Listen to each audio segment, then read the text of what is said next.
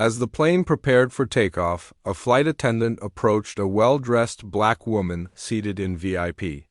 "Excuse me, ma'am," she said with a forced smile. "We're going to need you to switch seats with another guest."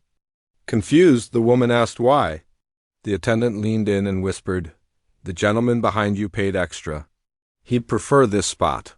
That gentleman was a white man, and he hadn't paid a dime more. The woman calmly made one phone call. What happened next had the entire cabin in stunned silence. Within hours, the airline's top brass intervened. By the next day, heads rolled. Jacqueline Reynolds was no ordinary traveler.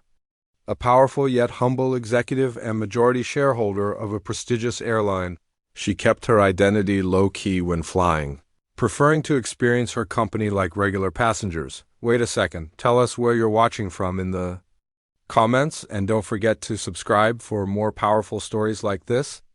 On this particular morning, dressed in a simple blazer and flats, she boarded a first-class flight from Chicago to New York.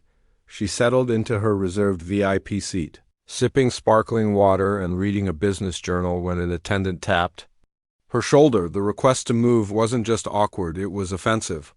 The man who supposedly deserved her seat had booked a regular first-class ticket.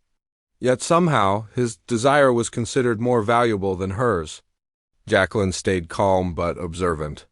She watched how the crew treated other passengers, the microaggressions, the assumptions, the subtle signs of systemic bias.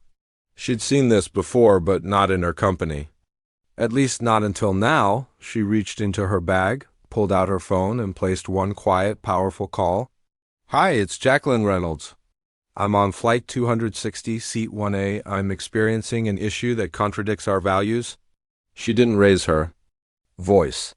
She didn't have to. The executive team on the other end knew it wasn't small talk when Jacqueline called during a flight. Within minutes, her assistant pulled flight records, crew logs, and seating charts. The man who requested her seat was a known frequent flyer with no VIP upgrade, who had previously been flagged for rude behavior. The crew was recently hired but not yet fully trained on the anti-discrimination policy. Back on board, the flight continued. Jacqueline didn't switch seats. The man behind her grumbled throughout the flight. He didn't know who she was. Neither did the attendants. But Jacqueline's silence was strategic. She wanted to see how far they would go. The rest of the flight exposed more dismissive tones toward passengers of color and over-solicitous treatment of others. Pattern. Jacqueline's team had what they needed by the time the plane landed. When she stood to exit, she said to the flight leader, "You'll be hearing from corporate." The following day, a company-wide memo rocked the airline industry. It came directly from the CEO's office. "We have identified a breach of our core values regarding equality, customer service, and professional conduct aboard Flight 260, effective. Immediately, the involved crew members are terminated. Additional training on bias and respect will be mandatory for all staff, regardless of rank." The story went viral. A witness had tweeted, "Black woman told to move from her seat for a white man. She didn't. Made a call. Today the crew is fired. Turns out she owns the airline." Social media exploded with applause while others demanded reform across the aviation industry. People finally saw that accountability could be swift and just when in the right hands. Jacqueline didn't seek headlines. She sought change and delivered it. The incident sparked internal reviews across other airlines, with passengers sharing their stories of subtle and overt discrimination. For Jacqueline, it wasn't about revenge, it was about principle. She later released a statement.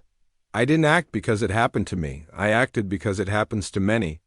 Too often, people are judged by their skin before their story is ever heard. That ends now, at least in my company. Her message resonated deeply.